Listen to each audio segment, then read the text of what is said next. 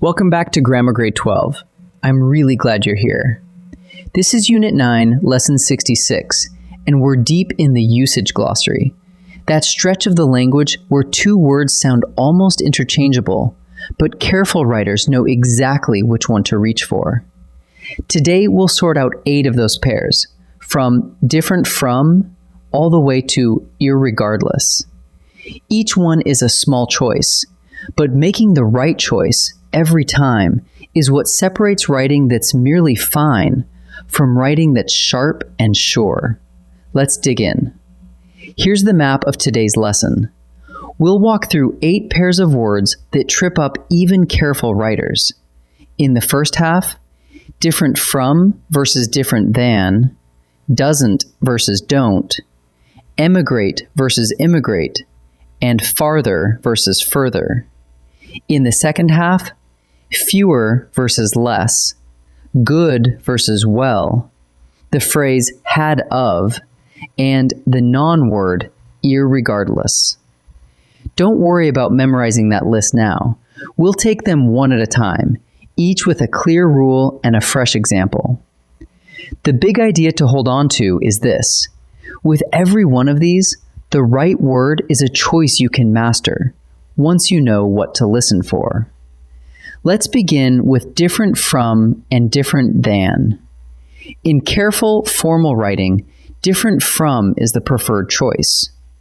When you compare two things, follow different with from.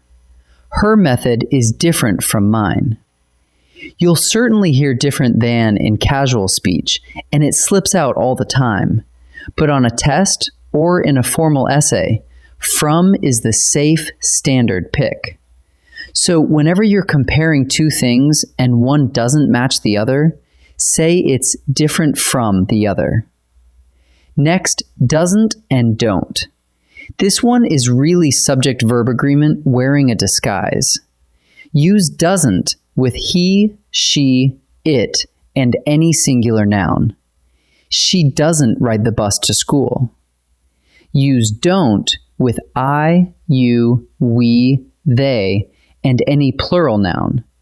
The twins don't agree on much. The classic slip is he don't or it don't. Those always want to be he doesn't and it doesn't. So listen for the subject. Hear a singular subject and reach for doesn't. Hear a plural and reach for don't. Now a pair that points in opposite directions, emigrate and immigrate. To emigrate is to leave. You emigrate from a country, moving out of it. It helps to picture the E in emigrate standing for exit. To immigrate is the reverse. You immigrate to a country, coming in to live there. Let the I in immigrate stand for into. So my grandmother emigrated from Greece in 1955, and that very same year, she immigrated to Canada. One departure, one arrival. The same journey seen from two ends. Emigrate leaves, immigrate arrives.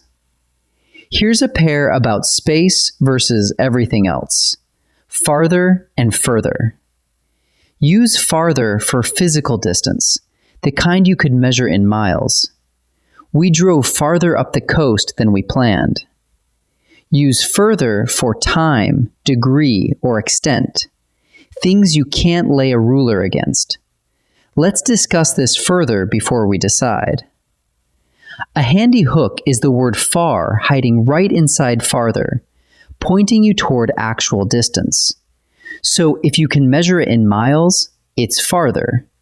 If it's an idea, a degree, or how much more, it's further. Now one of the most tested pairs of all, fewer and less. The test is simple. Can you count the thing? Use fewer with nouns you can count one by one. Fewer bottles, fewer emails, fewer mistakes. Use less with mass nouns, the kind you measure rather than count. Less water, less noise, less patience. If you can put a number in front of it, choose fewer. If you would only measure it, choose less. There's one friendly exception worth knowing. With money, time, and distance, we use less even though we could count them. Less than $20, less than an hour. So count it and say fewer. Measure it and say less. This next pair hinges on adjective versus adverb, good and well. Good is an adjective. It describes a noun. She wrote a good essay. Well is usually an adverb. It describes a verb, telling how something is done. She writes well. So you don't do something good, you do it well.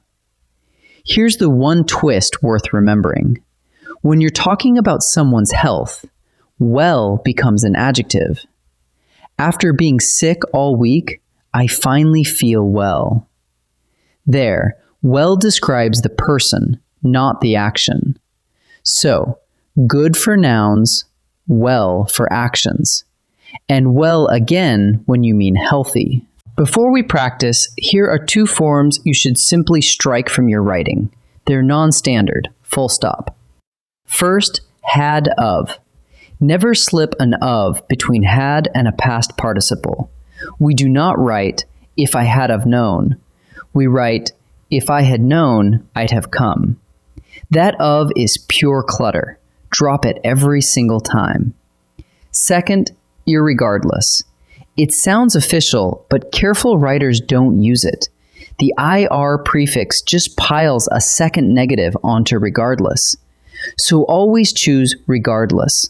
Finish the job regardless of the cost. Two quick habits: no of after had, and no IR stuck onto regardless. Let's pull all 8 pairs into one quick mental checklist. 1. Writing formally, then 2 things are different from each other, not different than. 2. Check the subject. A singular subject takes doesn't, a plural takes don't. 3. Is someone leaving or arriving? You emigrate from a place and immigrate to one. 4. Distance or degree. Miles call for farther. Ideas call for further.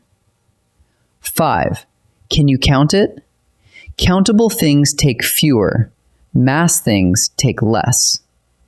And underneath it all, remember that good describes nouns, while well describes actions, and that had of and irregardless never belong in careful writing at all. Run that list and these words stop tripping you up. Let's practice. In this first set, each sentence gives you 2 choices in parentheses. Pick the word that fits. We'll cover leaving and arriving, physical distance, and subject-verb agreement. Pause the video and choose before I reveal each answer. In 1912, my great-grandfather blank from Ireland. Emigrated or immigrated? The key word is from. He's leaving Ireland, moving out of it, and leaving is exactly what emigrate means. So, my great-grandfather emigrated from Ireland. We hiked 2 miles blank than the map suggested. Farther or further? Notice we're measuring in miles, real physical distance. Distance calls for farther, the one with far tucked inside it. So, we hiked 2 miles farther than the map suggested. She blank remember where she parked. Doesn't or don't? The subject is she, a singular, third-person subject, and singular subjects take doesn't. So, she doesn't remember where she parked. Here's the second set. Same idea, 2 choices per sentence. This time watch for countable versus mass nouns, adjective versus adverb, and that formal writing pick. Pause and choose before each answer. This trail has blank mud than the last one. Fewer or less? Ask the test question. Can you count mud? You can't count mud one by one. It's a mass noun you measure. Mass nouns take less. So, this trail has less mud than the last one. The new brakes work blank on steep hills. Good or well? The word is describing how the brakes work, and work is a verb, so we need the adverb. Well is the adverb here. So, the new brakes work well on steep hills. His answer was different blank what I expected. From or than? In careful, formal writing, we pair different with from. So, his answer was different from what I expected. Let's gather everything up. First, in formal writing, choose different from, match doesn't and don't to your subject, and keep emigrate for leaving a country and immigrate for arriving to live in one.